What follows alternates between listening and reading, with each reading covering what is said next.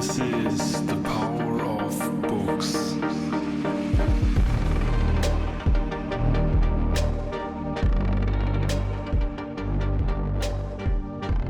Hello everyone and welcome to episode 7 of The Power of Books. My name is Timo Jübner, I'm the founder of Timo's Notes, and every week I interview popular non-fiction authors about their best-selling books. The goal of the show is to introduce you to new books, provide you with helpful advice and practical tools, and to give you a glimpse behind the scenes of the book and beyond its contents. My guest today is Nick Velasquez. Nick is the author of Learn, Improve, Master.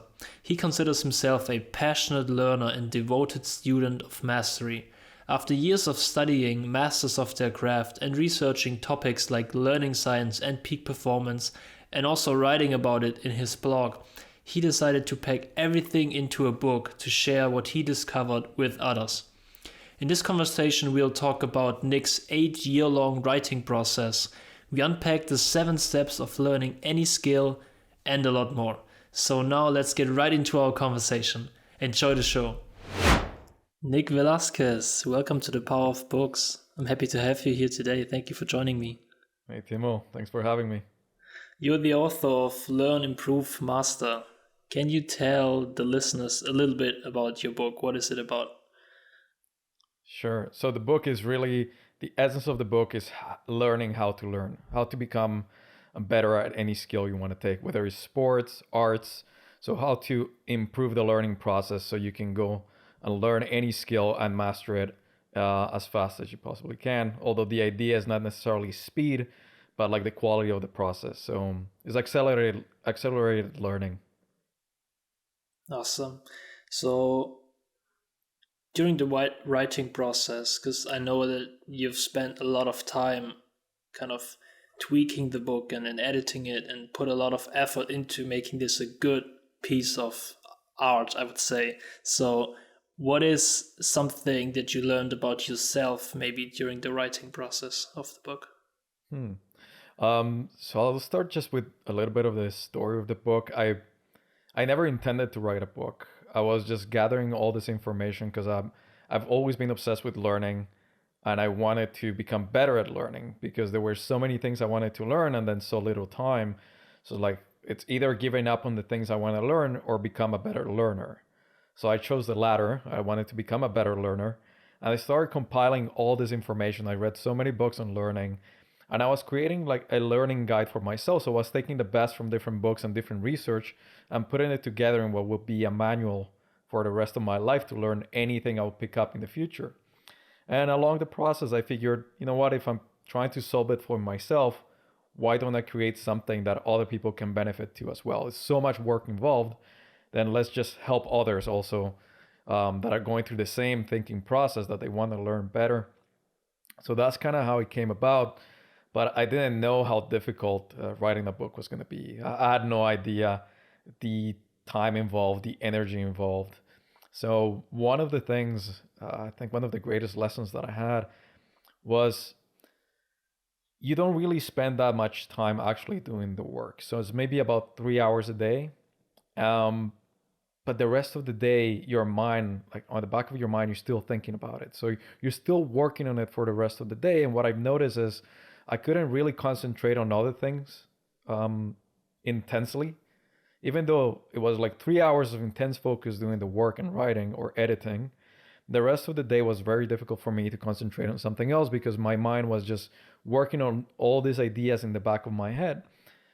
And if I focus on something else, I was basically interrupting all this unconscious process. So one of the things that I realized, like I'll be taking a shower or whatever it would be, just driving, and then suddenly all these ideas about the book and things I needed to improve or change, they came to my head, but they wouldn't come if I was working on something else. So in a way, it's not just the intense focus that you put into the day-to-day work or the grind, as we would like to think about, but also the space that you allow your mind to work behind the scenes on those ideas. One of the most impressive things that happened was late in the editing process, one day I just woke up in the middle of the night and I'm like, wow, I need to fix the first paragraph on chapter 3, which I had not reviewed in months. But the whole book was in my head. That's the intensity that you need to bring to the process. So day in and day out, I was breathing this book. Even the time that I was not actively working on it, my mind was on this book the whole day. And then you get to bring those benefits, because when it's all in your head at one time, it just, the pieces come together. You make it more like it's art. And like I said, like for example, waking up and realizing that I needed to fix something about a chapter that I didn't review in months, that level of unconscious processing and unconscious thinking, you need to value that as well. So you need your mind to relax and can't be focusing on something else. So I think that was one of the things. It's not just about the active time that you put into something, but also the time you allow your mind to work unconsciously on the same subject. That's so interesting, because I think it's something that's probably overlooked most of the time. Not the actual time you sit down and write, but how you kind of process it, as you said, all the time. And I gotta say that, I'm gonna put this question first. How long did it take you, the entire writing and editing process, until you released the book, roughly? I had the idea for the book. So from the moment I had the idea until the moment the book was published was about 8 years. I did about 2-3 years of research, then 2 years in between where I wasn't really working on the book, but it was always in the back of my mind. And then the writing and editing that took another couple of years. I believe that for a decent writer who is used to doing research, and then it's kind of honed in the writing practice of, like tackling every day and doing it well, it should have taken maybe 3 years at most. It's just, it was the first book and I didn't even know where I was going to take it. So when you don't have any idea, I also had to learn how to write better. So that also took some time. Like I went back, took a course in university to learn to become a better writer, then reading books about writing. So all these other things that came together that an actual writer wouldn't have to do if they were already good at it. So it took me 8 years, but it would have taken a decent writer maybe 3. Yeah, and I asked that question because I wanted to say that when I read the book, and I guess other people feel the same, you can really see that you took the time and really made this good. Like you really put the effort in to make this a good book, because there are so many books, honestly, when I read them, I know that the author didn't spend much time writing this and researching it. But with this book, you know that it's thoroughly researched, and so that's why I asked the question, because I'm a fan of your book. So Thank you.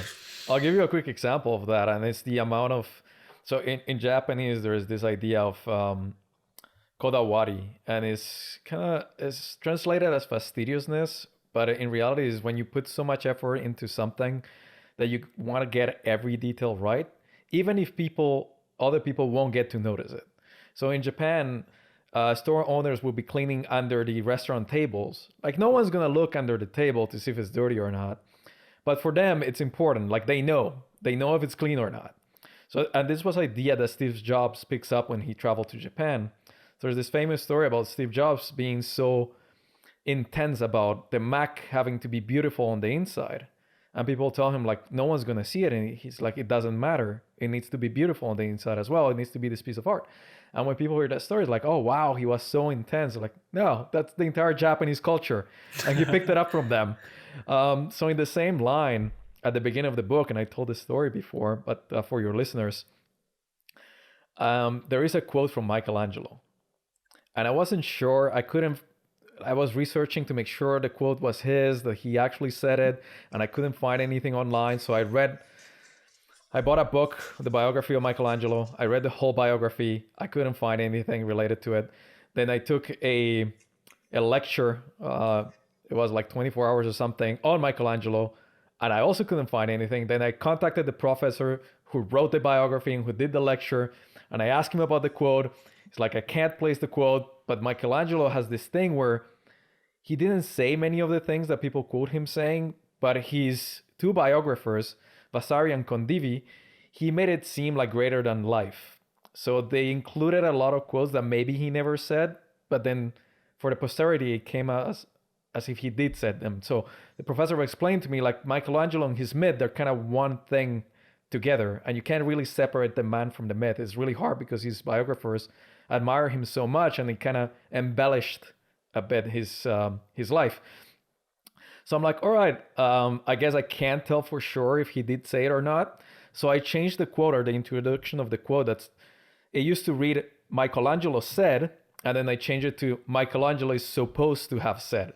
So just supposed to, that single word took me a couple of weeks of like reading the biography, taking the lecture, contacting the professor, researching online if he did say it or not. And most people just kind of read by it. But to me, it was important to get that detail right, that if he did say it or not say it, because it was kind of the whole beginning of the book and it sets up the whole story or the whole journey that I'm trying to take the reader into. Wow. That story blows my mind. Because as you said, as a reader, you just go over this. You read the quote and you're like, well, okay, he probably said it. And you don't spend too much time thinking about it. But as you said, this took you hours, weeks to research and to make this right. So I love the underlying philosophy that you applied to your book. And you know what's funny? When you just said what that principle is called, I noticed that that's the name of your publisher, right? Yes, exactly. So that's awesome. I love the Kodawari. I love that. Yeah, so I created that imprint for the same ideas, like that fastidiousness with detail, that devotion to quality, even if other people will never get to notice it. And the book is filled with those little things that never, unless I talk about them, people are not going to pick up on them. But to me, they are important. And I know they're there and they're meaningful to me because I know I put in the work to have the best quality I could.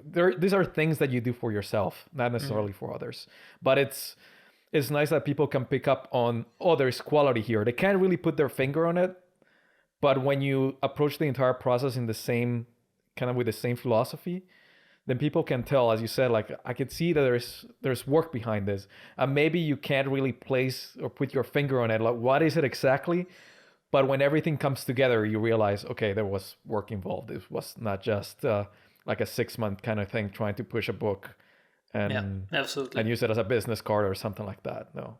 That's the point. Yeah, as you said, I can't put the finger on which details you've spent a lot of time on, but I get the sense that a lot of work went into writing this book. So yeah, it's totally right. One more question maybe about writing. Do you plan on write another book at the moment, or is nothing planned? Well, originally the idea was to continue so learning proof master kind of ends on mastery. And I talk about performing at one point, which is part of the learning process, even though there's not necessarily learning involved. But when you're performing, let's say as an artist, you're executing what you learn how to do. And I wanted to pick from there and then go into creativity. So I talk about learning and then improving mastery, but I don't talk about creativity, which is another point, kind of a peak performance and bringing everything together, what you learn, what your experience, your unique personality into whatever it is that you do. So that's the book that I really wanted to write. And I was starting to gather all this research and putting things together. Then at one point I just put it aside and I just been thinking of writing a book that is mostly about philosophy. I don't know if it's going to be a whole book, might be a booklet. It might be just something short or a collection of essays. I don't know yet, but I have the material. And the way I think about it is once you have this idea of what you want to create, you're casting out a net into the world. So now you're paying attention and now you're gathering all these quotes and this different material that is like, okay, you're catching it. It's the same concept in psychology of if you're going to buy a car, let's say you buy a Toyota, and the moment you buy it, you see it everywhere because your mind is looking for it now. So when you give your mind direction, it's just going to start picking up the pieces that it needs. So I'm giving my mind that direction of the philosophy book that I'm planning, and it's going to talk about pain and suffering and the part it plays in everyday life. So now I'm getting all this material and all these other things, and it's going through that filter. So I know I have enough material. It's just starting to organize it and create a cohesive theme throughout.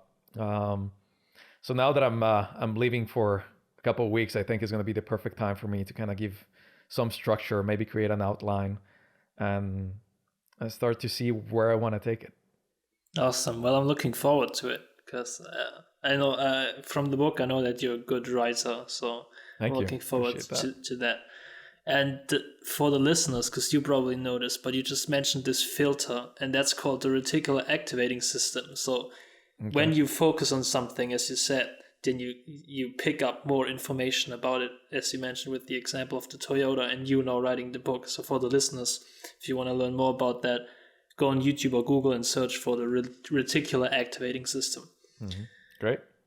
But now let's get into the book. We talked about writing the book, about the process and everything, but let's talk about learning, improving, and mastering a skill. So first of all, the learning process. You mentioned one part of it, which is the performance. So most people, I guess, usually think that learning equals memorizing things. But in your book, you outline very well that learning is more than just that. So maybe could you explain briefly what parts of learning there are? Sure. So the whole learning process starts with understanding what is it that you're trying to do. Or there is even a pre-step, which is exploring. And it's finding out if what you are looking to learn is something that you really want to learn. And that kind of sounds that it wouldn't make sense, but it does. So the idea is you try something before you really commit to it. So if you want to be a writer, is like maybe write a short story and edit it.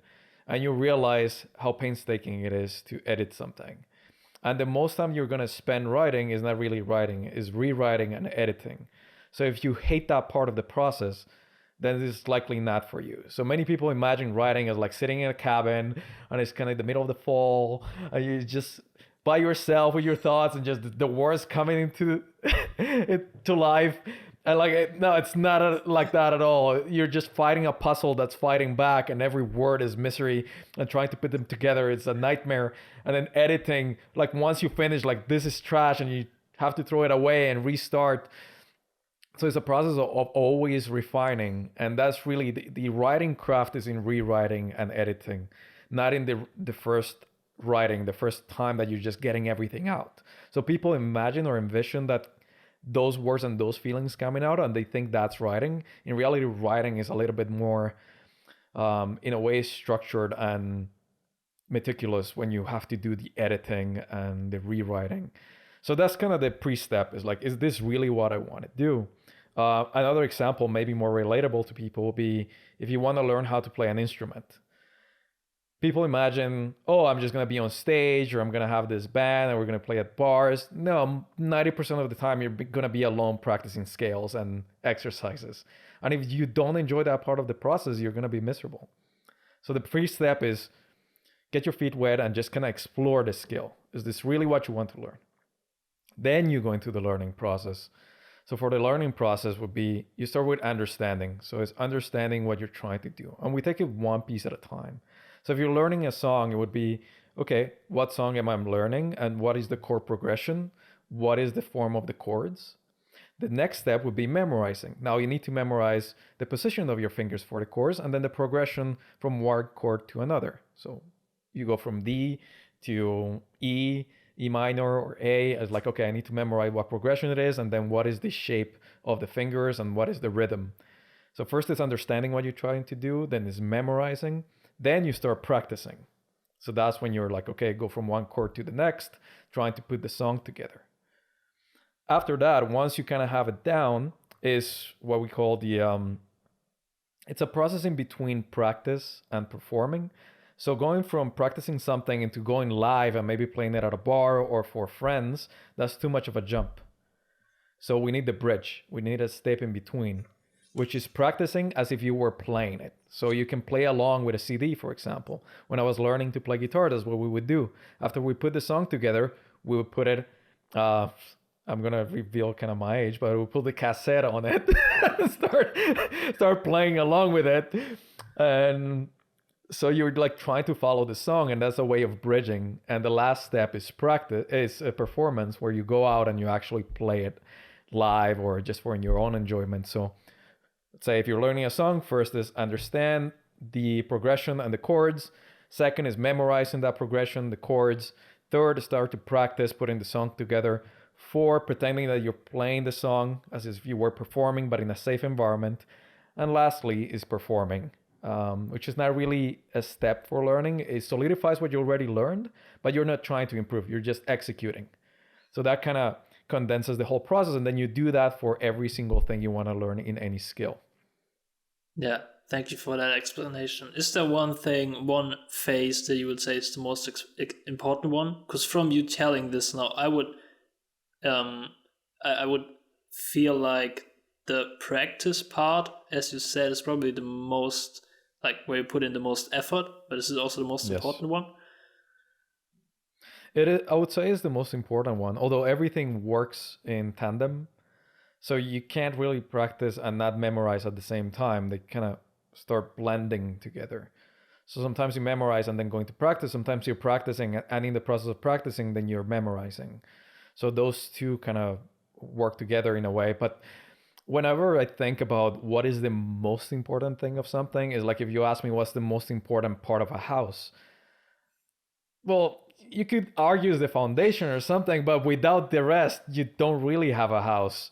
So everything has to come together. Is the synergy of the process. But to put it in a different way is most of your time and energy is going to be spent on practice. Yeah, yeah. I love the analogy of the house because, as you said, I kind of tried to figure out what is the most important thing, but as you said, you kind of need everything because otherwise it You need just everything doesn't to work. come together. Yeah, exactly. So it's the same with learning. All these things, all these pieces come together, but the one that is going to be the hardest, that is going to take the most time and need the most focus, is going to be practice. That's a great answer. Yeah.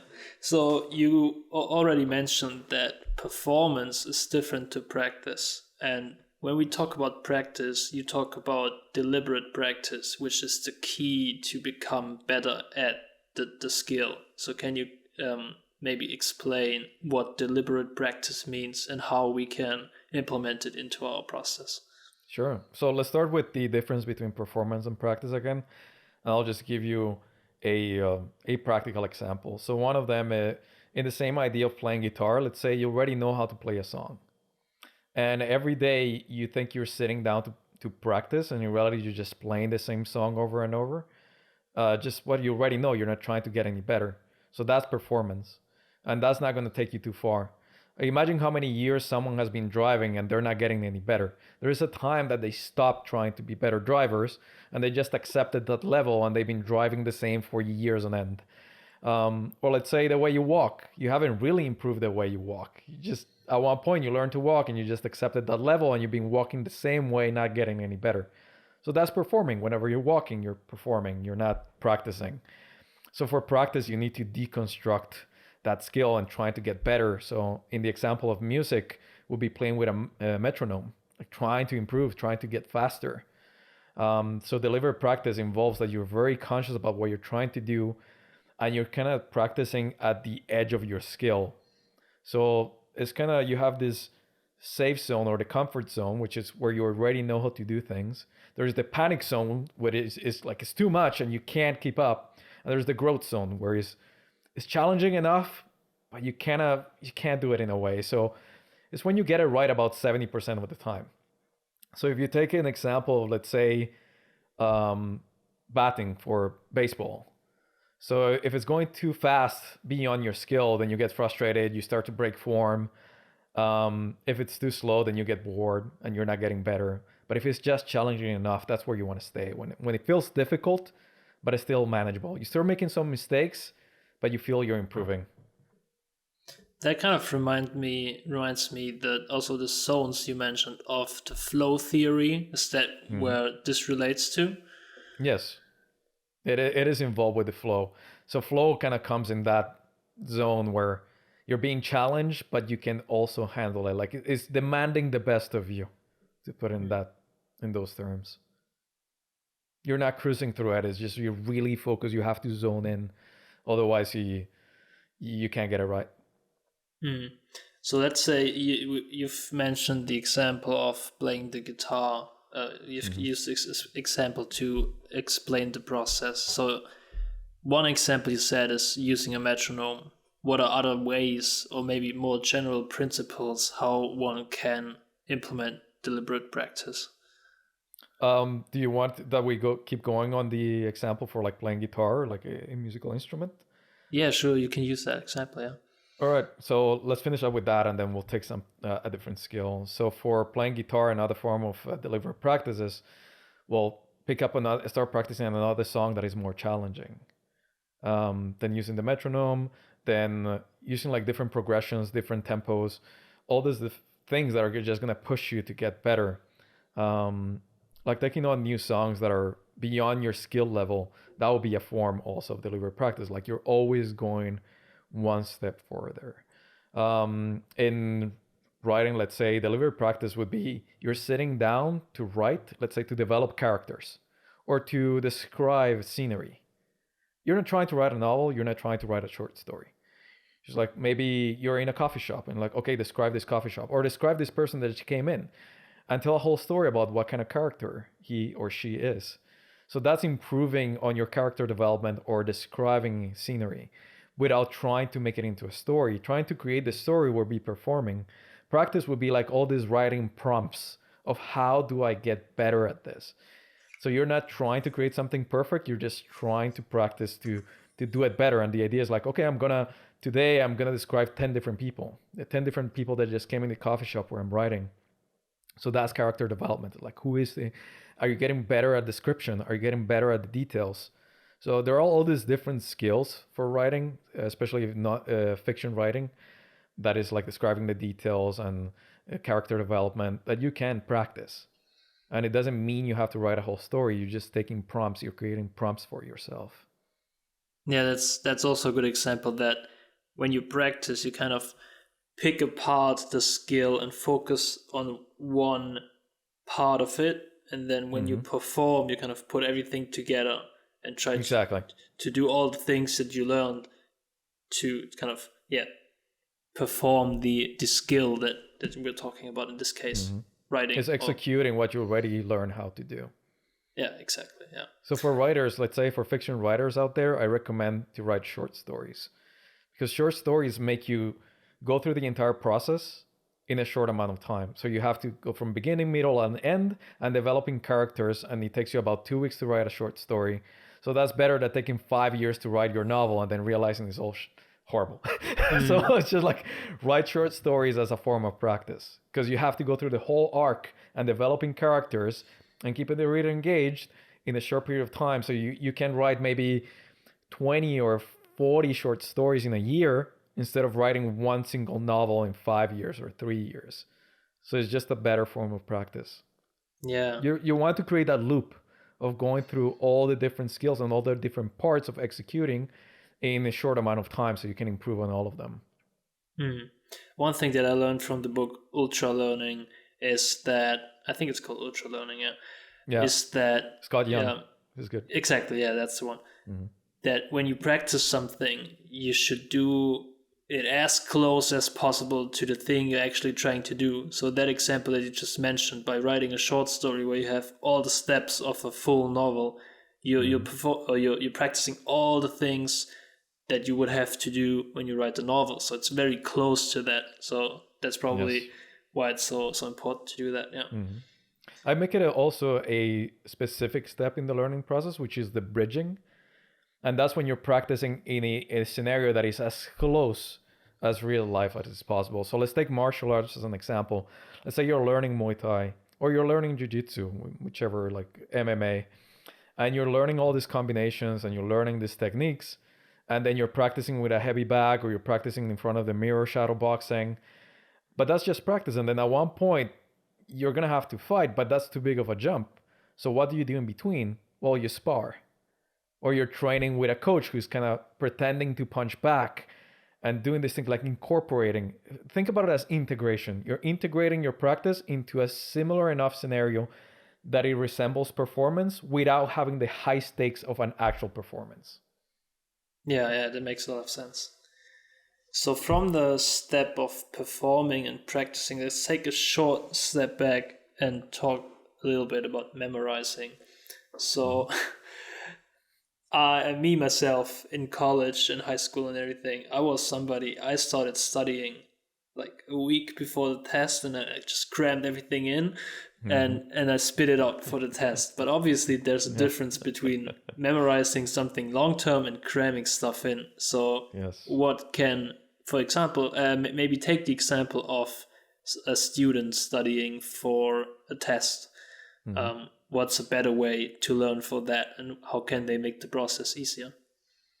I guess it also depends on what their goal is. If their goal is just to pass the test, then by all means, if you want to cram, just do it. Just know that that knowledge is not going to stay with you. So it's a very short-term strategies. Like you're having all this information for short-term availability, and then most of it is going to fade away in a couple of days. But if that's what you need to pass the test and that's all you want, then I mean, by all means, right?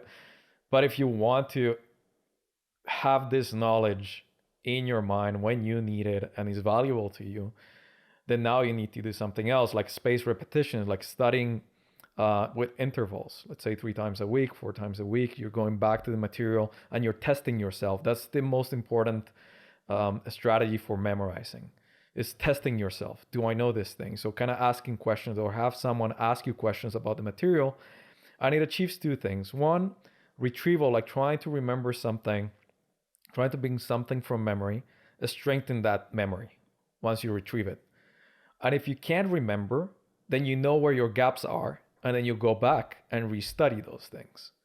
So it's kind of like this super tool, or this super weapon, that even when you get it wrong, you get a benefit, because now you know where your holes lie, and then you go back and study those instead of having to study the whole thing.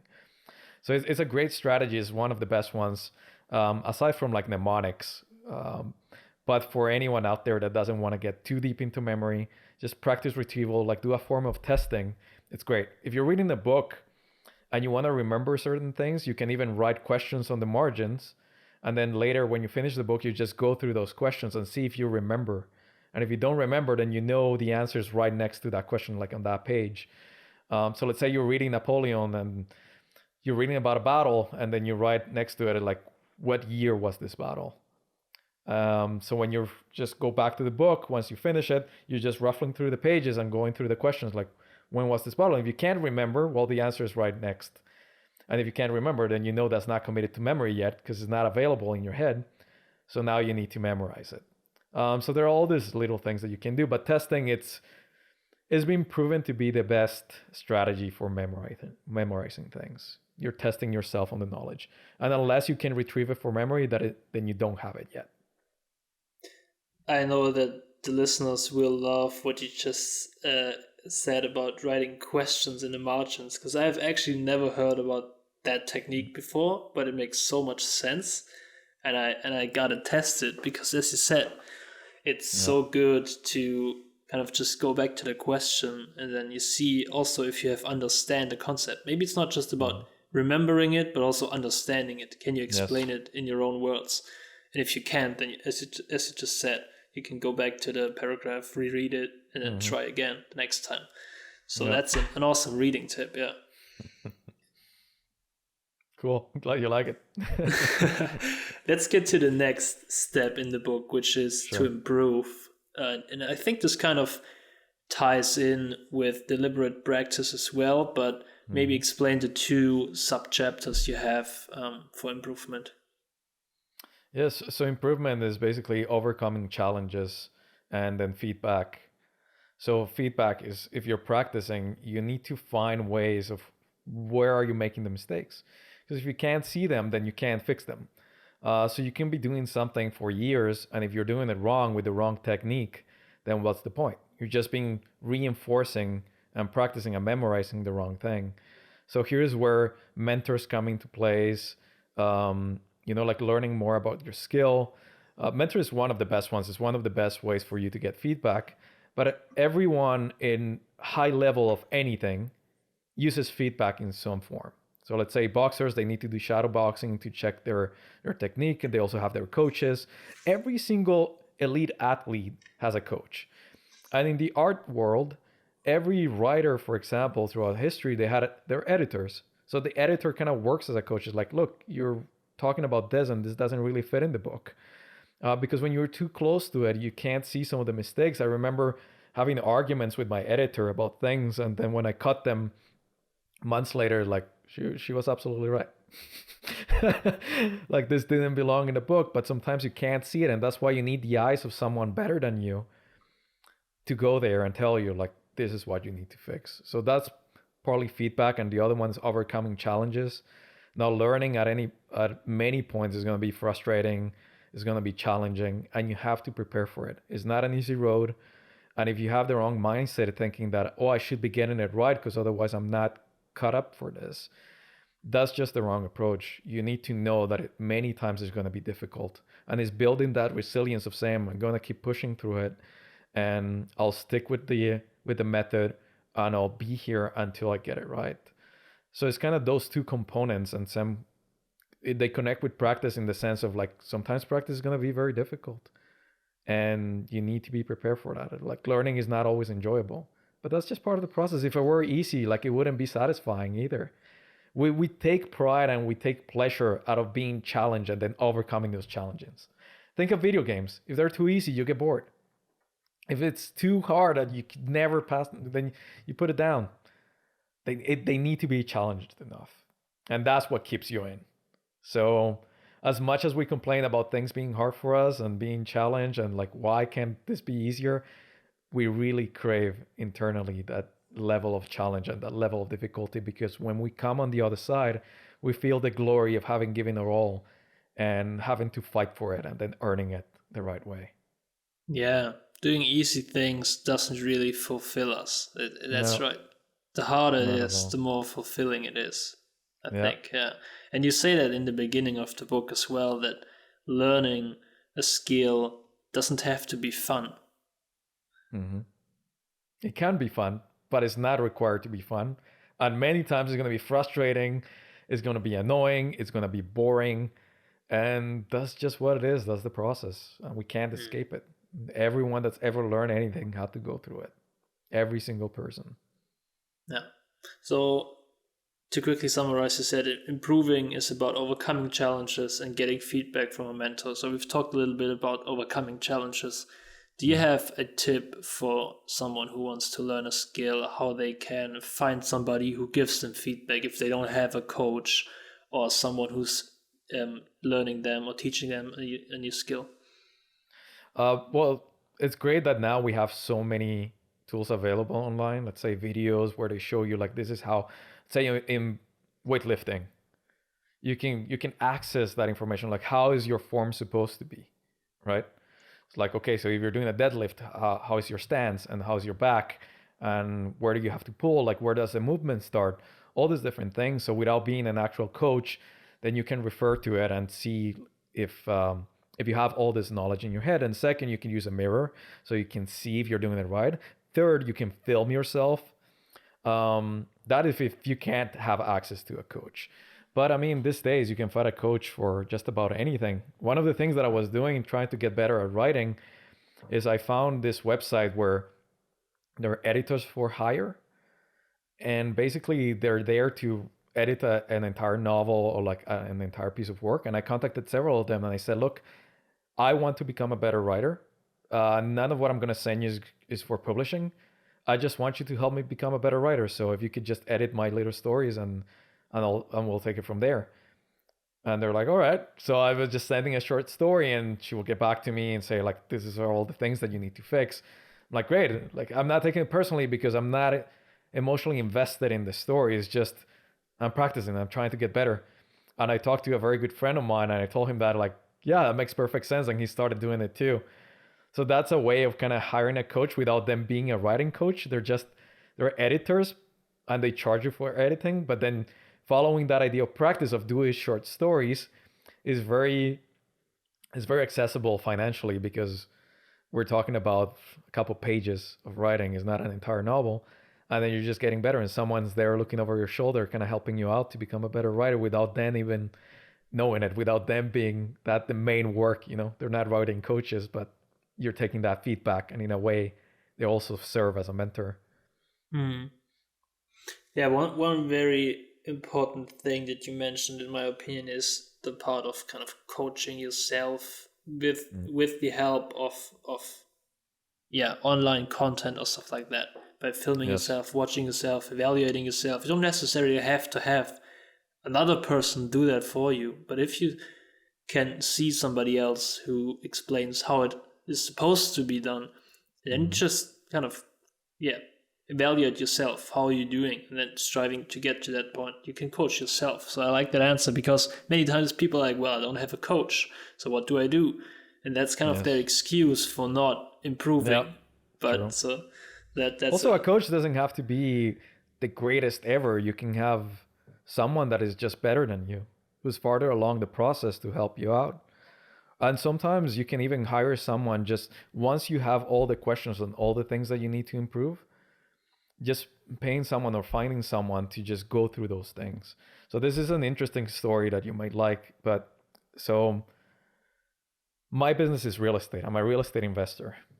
That's kind of I wrote the book. It just was a side project. It's something that I've always been passionate about, but that's not how I make my money. That's also why I never turned it into speaking gigs or using it as like a business card or anything like that. I really wanted to put everything from me for the book without needing to make any money out of it. So in real estate, and I always complained that I had lousy accountants, and then I realized I was a lousy businessman, as I was not approaching them with the right questions because I didn't know my business well enough for them to really help me. So then I went studying and I read so many books on the subject, and I had maybe 5 pages just full of questions. And I found this accountant who was also investing in real estate, so he had kind of skin in the game, and he knew like the laws and the things that he could do with real estate.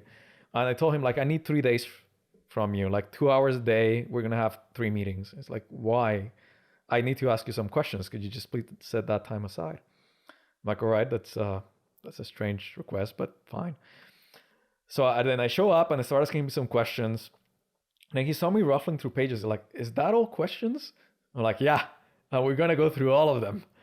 Like, man, this is a first. I've never had someone sit down just to get knowledge. People hire me to do their accounting, not to understand how it's done and why it's done in a certain way and all those things. Like, I need to understand so we can communicate. And after 3 days, or about 2-3 hours a day, I finished. He's like, this was crazy, but like, you're gonna do great. I've never had this happen. And I told him, like, this is the cheapest MBA that I could have possibly found.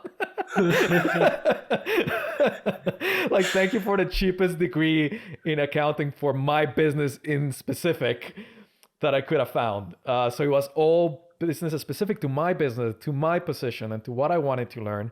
And he was just setting his time aside, and like, I was paying him for his time, but he was not doing accounting. He was just relaying his knowledge to me. And since then, we worked together, and that really changed my business for way, way better. And whatever I saved on tax strategy and how to operate, it came back 20, 50 times fold.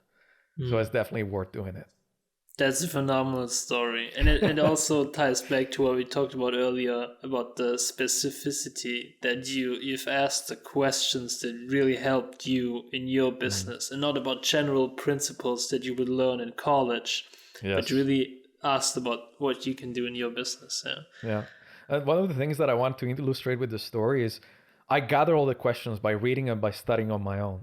And then I hire a professional for a couple of hours to go through those things. So when people think about a coach or a mentor, like this person with you every day, but if you can't do that and if you can't afford it, then it could just be, hey, be very prepared, gather as much information as you can online, and then hire someone for 30 minutes, an hour, and go like, hey, let's say in the bodybuilding example, like, okay, you learn what's your position, what's your stance, and all these different things about form for a deadlift, and then you hired a personal coach to say, hey, can you give me an hour? I want to make sure that my form is on point because I have the knowledge, but I don't know if I'm doing it right. So it's just coming to them with the specific questions after you've done all the work. So it doesn't have to be a coach with you on your side every day. That would be great. But I mean, the reality is most of the time we can't afford it or we can't find a person. So you can do it in different ways. When you see someone once a week or once a month, or you just approach them with very specific needs, and then they solve that for you. Yeah, and as you said, it's not necessary to have a coach during all your practice time because you can do a lot by yourself. You just need them every now and then for feedback. Yeah, and then you can implement what they taught you. As we're discussing about this, I remembered, wow, this was way in the back of my mind, but I used to study music and I went to a really good music school. I didn't belong there. I'm not putting my I got there out of a fluke that they had in the admission process as an international student and whatever. And then I realized I made a mistake because I didn't have the level to be there. So I thought I was very smart that I found a way to get in. And then I realized this is why they have an entry exam. And this is why their bar is so hard, because I don't belong here. In any case, so I had like my teacher for my instrument, which was guitar. And they did master classes. So I was supposed to practice for an entire week. And I have half an hour with my teacher, a one-on-one. That's it. And that's how they did the things. Like, you're supposed to come for that half an hour so prepared that you're making the best out of your coach. Because if you think about it, if you're really having someone next to you, unless you're like really peak athlete or peak artist, most of the time you're wasting your coach's time. Mm. So like a couple of hours a week or even an hour a week, if you really know how to use it well and you come prepared, that's all you need. You're just there for the detail, for the fine tuning. And it puts things into perspective as you explained, like how much time you actually need to practice and that you only need a little feedback every now and then. Yeah. Yes. It's a great story.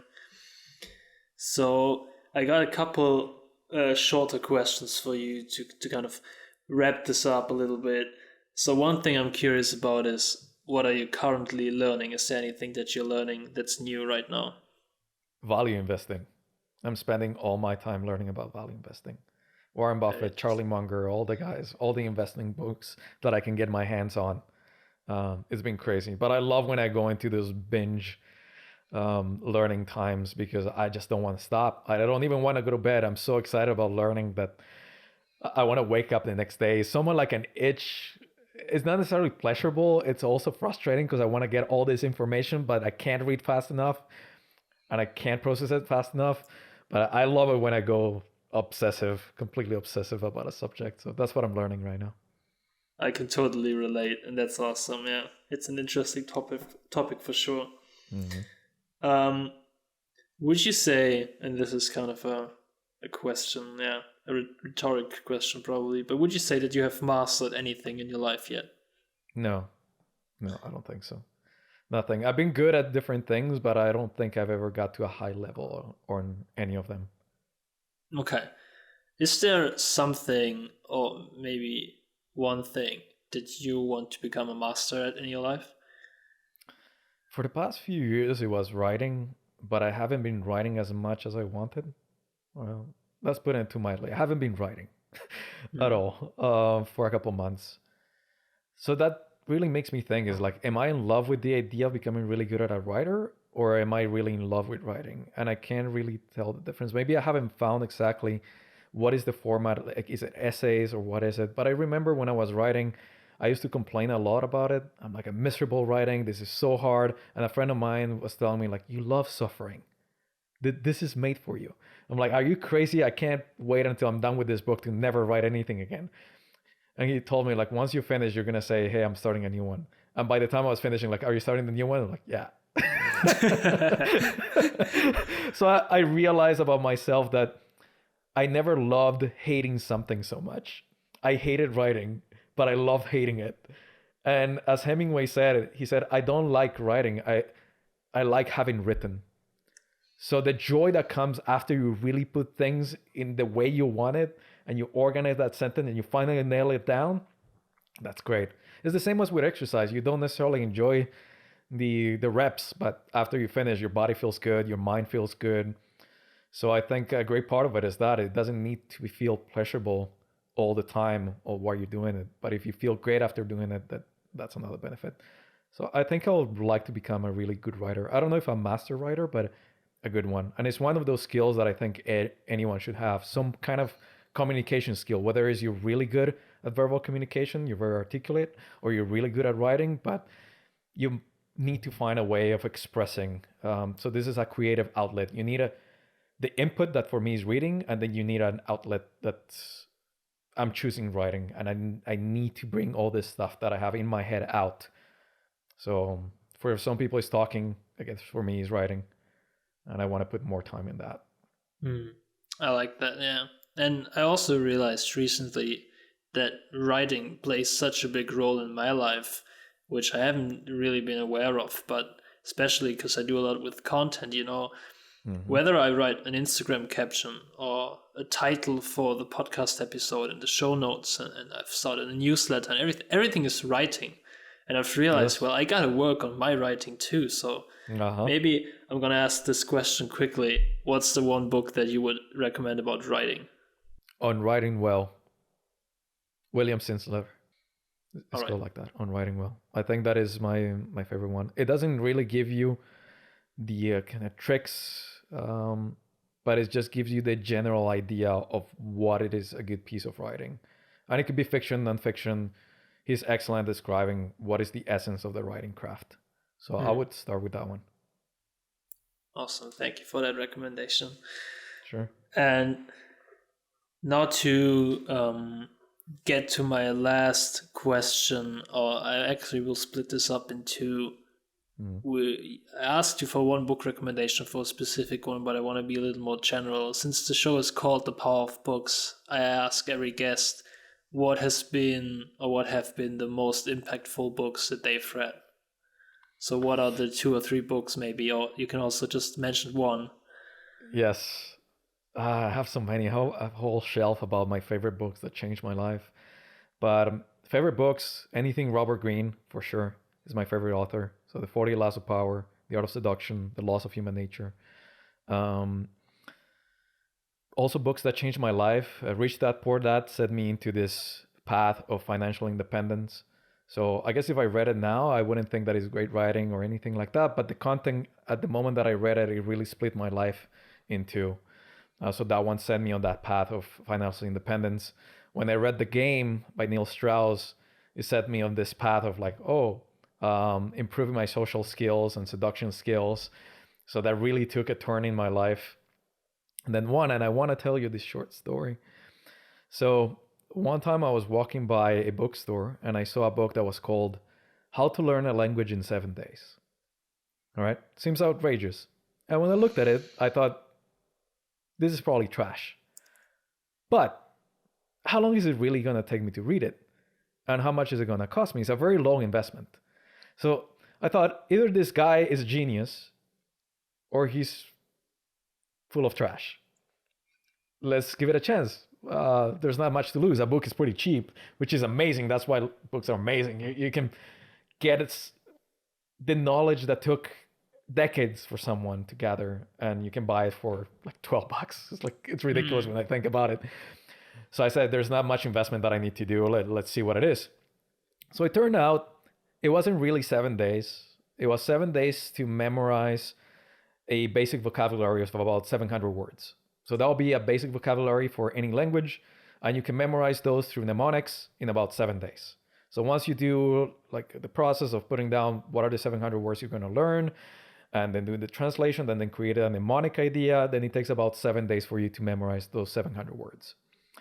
I'm like, all right, well, that's interesting. And that opened up my mind for mnemonics and memory. It turned out that the guy who wrote it, he's been a memory champion. He was the top memory champion in the world for like 5 years. But more impressive than that, number 2, 3, and 4 were his wife and his students. So it wasn't just him. I mean, this was a skill that could be learned, right? So like, wow. And that kind of set me into this idea of like how to become a better learner. So that was one. And a week or 2 weeks later, when I was walking by the same bookstore, I saw The Game, Neil Strauss, that said like how to take beautiful women into bed or something like that. And I had the same thinking process. Like, this is probably just a bunch of trash, but maybe he has something to say. So I bought the book, and it turned out like there is all these social skills and way of interacting that you can learn. I'm like, wow. And that opened my mind to something else. So every now and then I'll pick up a book that seems like, what is it so outrageous about this? And see what's the story behind it. So those books really changed my life. I really like reading Nietzsche, the philosopher.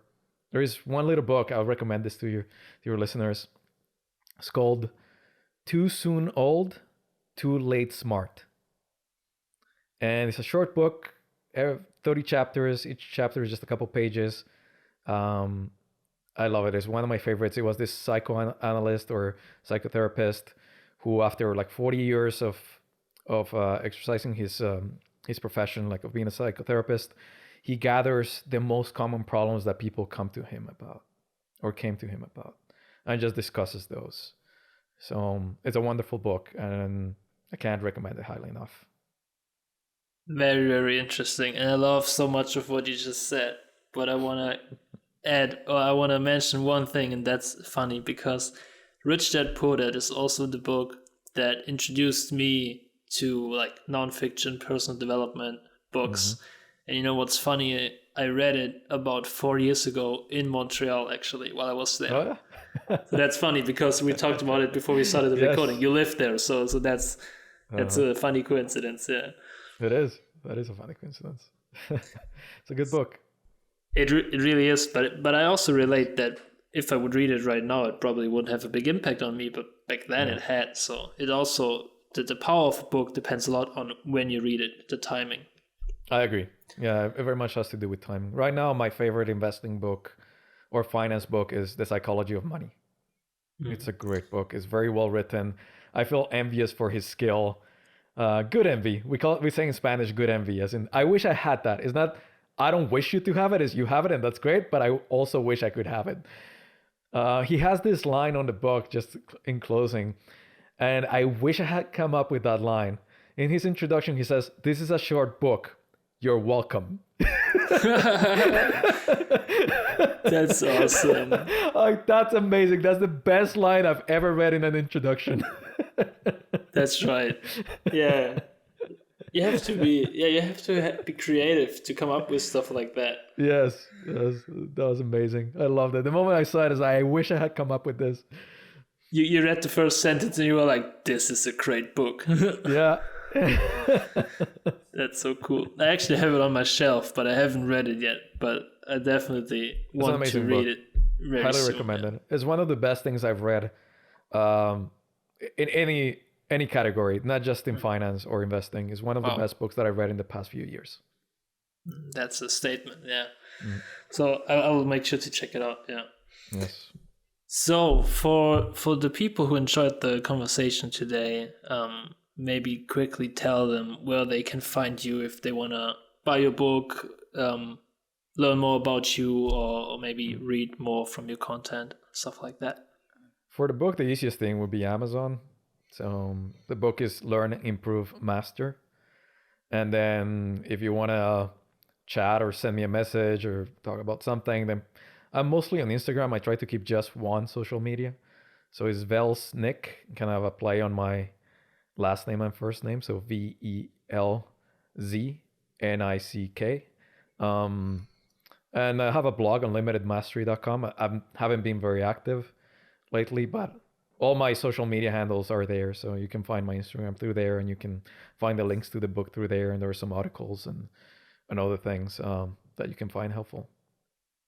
Awesome, yeah. And I will also make sure to link the website and your Instagram profile in the show notes so that people can find it easily. All right. Great. Thank you.